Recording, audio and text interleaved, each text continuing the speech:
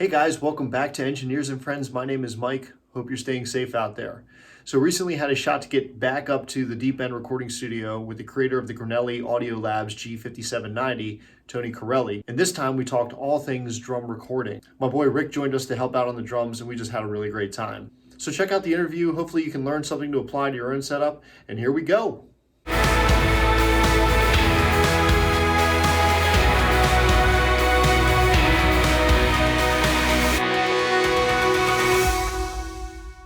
So what kind of mics we doing today for the drums? So I stick with a lot of classics. I got a D112 on the kick. I think good natural sounding kick mic. So I usually don't, in the studio, don't want a really tuned one. I think live people like the Audixes and some of the kind of clickier sounding, ready to go mics. I usually like a more neutral sound. I'm going to run into an API preamp and use the API EQ, so I'll dial in my own. Okay, right. And where's like the mic faces? Like right on the beater? Is it I'm pointing in the beater. I'm like about halfway in right now. See when he plays. I usually like it back a little bit, but if it gets real metally or detailed, I'll push it in more. So It just depends. If I gotta push it real far, I have a stand for that, but I don't need to do it in that case. If I'm doing metal and like go right on the beater, I can. Okay. Then I'm using 421s on toms. These are industry standard. They get beat up all the time. They're super clunky and big. And the cymbal bleed sounds bad on them, but it's the right sound for the tom itself. So that's what I use on my tom. So we still got to use it. It's like if you were to design a tom mic, you wouldn't make it so oddly shaped. You wouldn't put this ejector button on it. If you know about that, if you just touch this, the mic just goes flying off.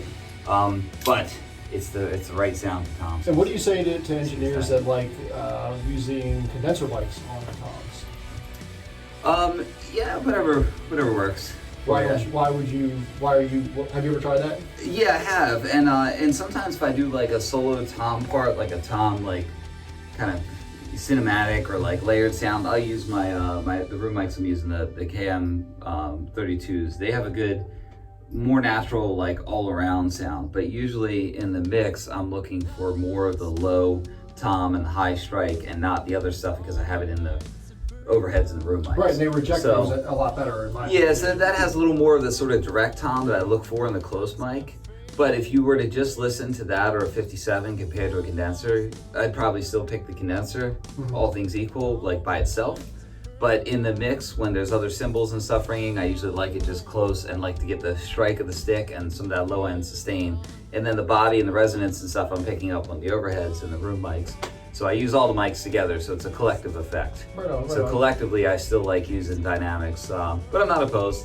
And I've heard of people using real expensive condensers. I think that's just a flex. You know, apparently Bruce Swiddian used U87s on toms. I think you only do that if you just want to just be like, look how much money I can waste on a tom mic. I would never put a $3,600 mic in front of a drummer anywhere. Not even as a room mic. I don't trust these guys. They have sticks. They hit everything they see. And you got the Neumann KM184s up top. Yes. I think that's another one of the things you saw and went out and bought right away. Oh, I love my Neumann. Man, I use those on everything. But so why do you use a small diaphragm condenser for overheads as opposed to maybe a large diaphragm?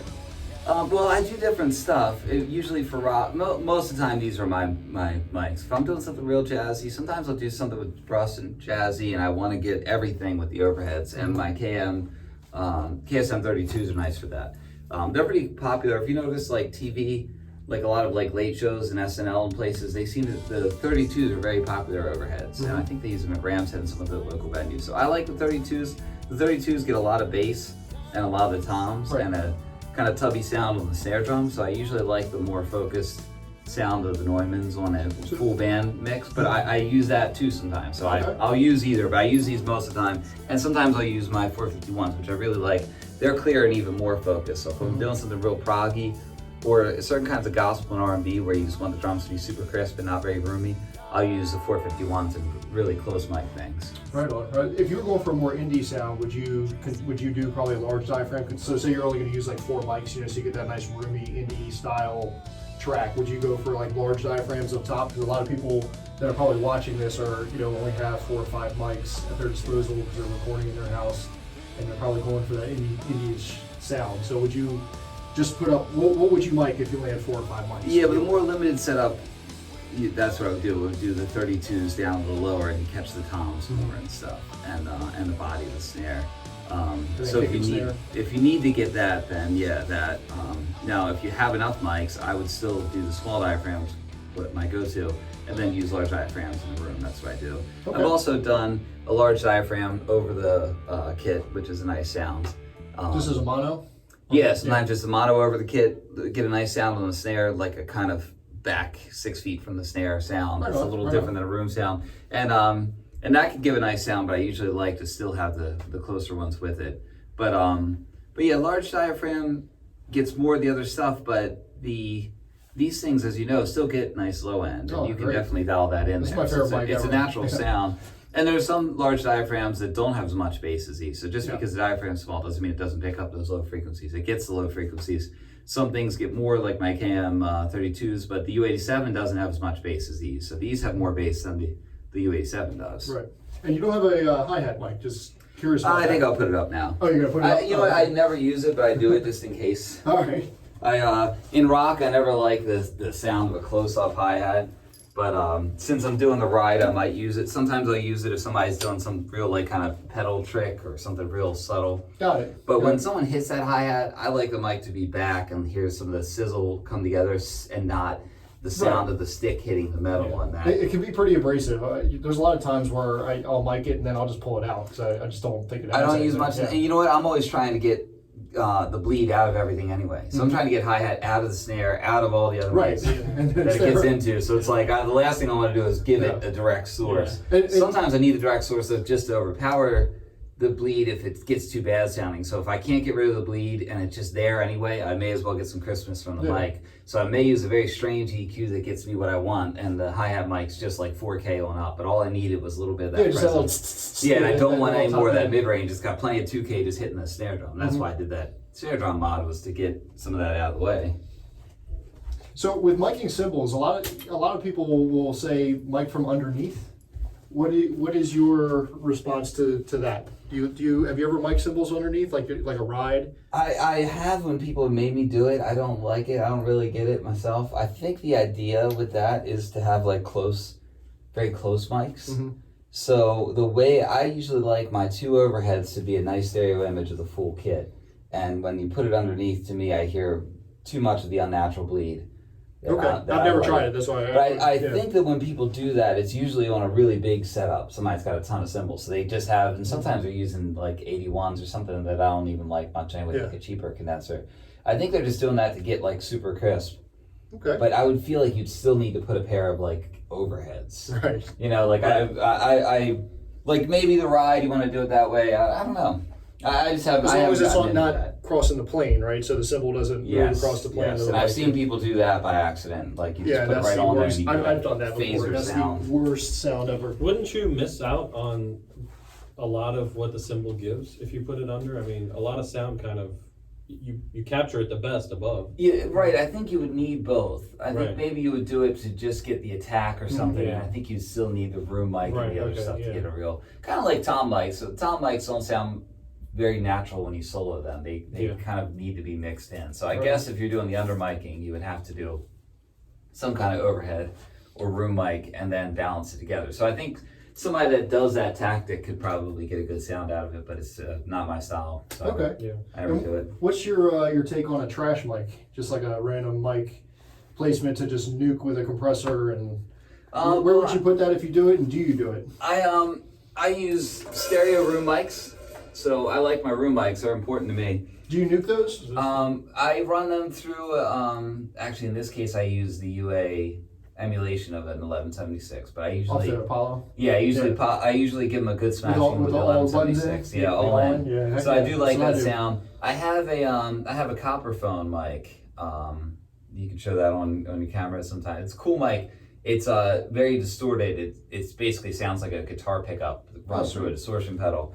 And it's cool sounding. I've used that on the kit, but it compresses and gets so much like sustained distortion. It just sounds like almost like a fuzz guitar on whatever pitch your hi-hat is. That's cool, yeah. We'll have to check that out. I've done it before, but not usually use it. Usually if I want the trashy sound, I take my room mics, compress them more, or run them through like a Devil Lock from Sound Toys or some other distortion thing. Right on. So I haven't been doing a separate mic for that. I have in the past, but I haven't lately. Another technique I've done before, besides just a plug-in distortion, is I can run the drums through my little amps. Have I ever done a little amp with you? No, actually. I have some little battery-powered amps, little Marshall and a little Dan Electra battery-powered. The little yeah, guys, like yeah. 1-inch amp. When I was in Iraq, I had one of those. So I've taken like the intro, like the drum part, and just run it into that thing and put a mic a foot back and just let the plastic rattle and just like. That's amazing. Then it sounds like the drums are coming from a little speaker because they literally are. But it was done in post. It was done with a recorded track. I didn't. That's awesome. That's something I never, because I still have. That's a cool trick. And you're going with the Granelli G5790 for the Granelli. Granelli, because John Grant and Hey, Tony Correlli, I got it. One day I'll get it right. Throw away that straight cylindrically shaped instrument of sound and get ready for the Granelli Audio Labs G5790. And like Rudy, you'll be a winner. Use their names together, we called it Granelli. Swedish mixer. This is to try to get the hi-hat out of the way. So he's got enough space here, but even still, if I put it straight with the cable, it would be hitting that hi-hat. So yeah. Just makes that sharp turn right away. So you said D112 on the bass, right? Yep, very standard. D112 on the bass. 57 on the snare. 57 on the snare. 21s on the toms. And then what's the ride? Classics. The ride I'm using with a C451. Okay. These used to be my go-to overheads. They're a little brighter and more focused than the Neumanns, but I like the bigger sound of the Neumanns, and they're a little more just natural, a little more kind of expensive sounding. But these are nice mics. These are the classic 451s. The 451Bs that they make now, I didn't like. They're fairly expensive, but they sounded better, but a little similar to SM81s. Not a fan of SM81s. I have them as a backup. I'll use them. I saw you had some of those. I'll use them for close-up. Like sometimes I'll use it on the ride or the hi-hats to give the presence. I've seen you use them on the hi-hats before. But I don't like the overall sound of them isn't as high quality as the Neumann or my classic 451s. The new 451Bs have a little bit of that kind of modern, harsher condenser kind of tuned sound that the 81s have. They're better than 81s, but they're not as good as the old 451E that I'm using there. But the 451Es, you can put a pad in line, but I don't have the piece. You can buy a piece that's a pad. Without that piece, it can overload, so you got to be a little careful with it. If you put it on, if I put that one on the hi-hat, it's possible that somebody will make a clip and it makes a bad clipping sound. Yeah. So it doesn't take as much SPL as the Neumanns do. So another reason why the Neumanns, it's really hard to distort. Yeah, the Neumanns don't have anything on them. No attenuation, no roll off. It just is straight Just and incredible, it will work. Incredible mic. And what kind of drums are we going with today? What are we recording? These are my Pacific. This is the kind of the first year or two Pacific drums made before they were called PDP when it had the whole name Pacific. And these are like made in China Drum Workshop. So it's the same dimensions as the Drum Workshop's. Nice. What size toms are we going with? Birch. I have 12s and 14s. And they're so birch? my 12, 14 birch. Yeah, I like birch. Less ringing, less standing waves than the harder woods like maple. So I tend to like that. I do a lot of different styles of music, so my kit has to be ready for a little bit of everything. So I like birch with clear heads, and I can do country and rock and folk. And it's a beautiful kit. Having recorded myself on here before, I know how good this thing sounds. So excited to get to getting.